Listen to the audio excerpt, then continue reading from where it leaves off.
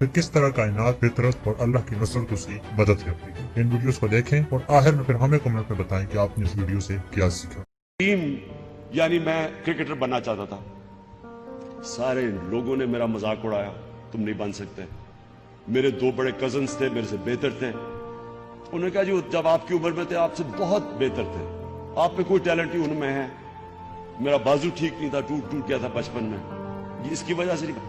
तो सारा वक्त लोग आपको कहेंगे आप नहीं कर सकते। जब भी आप कोई, वो कहते हैं ना, you take the path less trodden upon, एक रॉबर्ट फ्रॉस्ट की बड़ी अच्छी सेइंग है कि I took the path less trodden upon and that's what made the difference.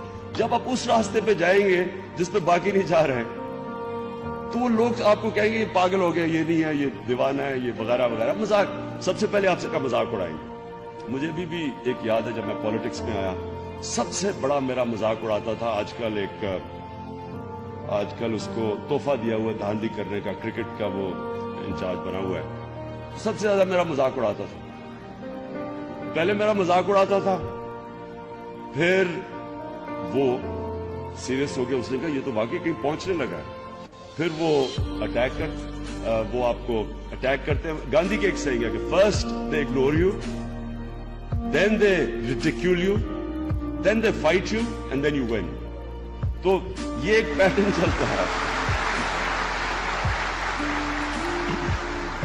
मैं जब क्रिकेट शुरू की ना, मैं आपको बताऊं, मुझे बड़ी शर्म आती थी, मैं बड़ा शायर था। तो पहला मैच लाहौर में मैंने खेला, पहला मेरा टेस्ट मैच लाहौर में।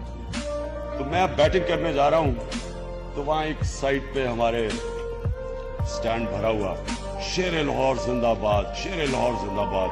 मैंने कहा शेर लाहौर बड़ा, 70 गज होता है पवेलियन से लेके वो पिच तक, 70 गज गया इतनी दूर बैटिंग करने, शेर लाहौर वगैरह नारे मेरे कानों में। पहली गेंद पे आउट हो गया। अब मैं 70 गज वापस आ रहा हूं और वही जिन्होंने शेर लाहौर कहा था, उन्होंने मुझे इस तरह के पंजाबी के अंदर ऐसी चीजें कही जो मैं आपको बता नहीं सकता। ख्वातीन बैठी हुई इसलिए मैं नहीं बता सकता। तो उन्होंने इतना मेरा मजाक उड़ाया वापसी पे। तो मैंने सोचा कि अभी मुझे शेर बनाया हुआ था और अब ये जो भी बना दिया। तो वो मेरे लिए बड़ा सबक था। मैंने बड़ा सोचा, मैंने ये रियलाइज किया कि पब्लिक ओपिनियन के ऊपर आप जिंदगी नहीं गुजारते। आज आप शेर हैं, वो कल आपको गीदड़ बना देंगे। पब्लिक क्या कहती है, इससे आजाद हो जाओ। वो सोचो कि आप क्या करना चाहते हैं, मेरा ख्वाब क्या है। और वो सक्सेस की एक कंसिस्टेंटली एक सक्सेस की मैं आपको बताऊं, कामयाबी का राज क्या है। कामयाबी का राज ये है कि आप जितना ऊपर आपका बड़ा ख्वाब होगा, उतनी दफा आप नीचे गिरेंगे। रास्ते में आप गिरेंगे, बड़े बुरे वक्त आएंगे, लगेगा कि अब मैं आगे दीवार आ गया, मैं कुछ नहीं कर सकता। लेकिन जब आपको एक सेटबैक मिलता है, जैसे ही आपको एक धचका लगता है, आप गिरते हैं, वो आपके लिए वक्त होता है। कामयाबी का राज ये नहीं होता कि अच्छे वक्त में आप कैसे डील करते हैं।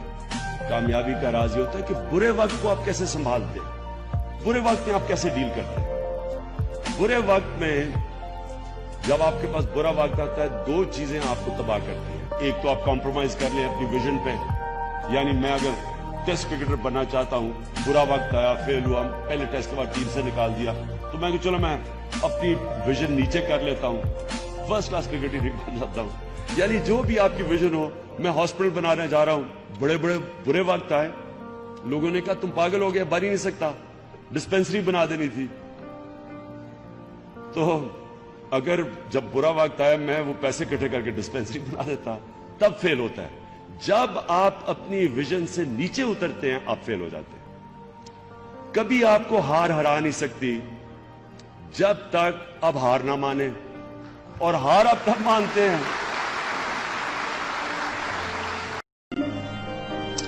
जो भी नमाज पढ़ता है उसको यही नहीं पता कि नमाज में मांगता क्या हूं। मैं बड़े लोगों से पूछता हूं कि 5 वक्त की नमाज आप पढ़ते हैं, अब मांगते क्या अल्लाह से?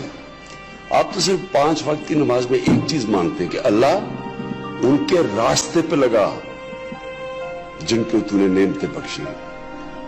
किसको अल्लाह नेमतें बख्शेगा? जो सबसे कामयाब इंसान इस दुनिया में, उनको ही नेमतें बख्शी ना अल्लाह ने। वो कौन थे? अल्लाह के पैगंबर थे। जो दुनिया की तारीख का सबसे कामयाब इंसान हमारे नबी सल्लल्लाहु अलैहि वसल्लम थे। तो उनकी किसी की आसान जिंदगी नहीं थी। उस जब भी शुरू हुए लोगों ने मजाक उड़ाया, हर कुछ किया, उनके ऊपर क्या क्या तशद्दुद नहीं करने की कोशिश की, सब पैगंबरों के ऊपर। कामयाब इंसान एक मुश्किल वक्त से गुजर के कामयाब होता है। ये जो फेरी टेल्स में मैं कहता हूं ना कि हैप्पीली एवर आफ्टर, ये फेरी टेल्स में होता है। जिंदगी के अंदर जिस दिन आपकी स्ट्रगल खत्म होती है, आपकी जिंदगी नीचे चली जाती है। जिंदगी में प्लेटो नहीं होता, या आप ऊपर जा रहे हैं या नीचे आ रहे हैं।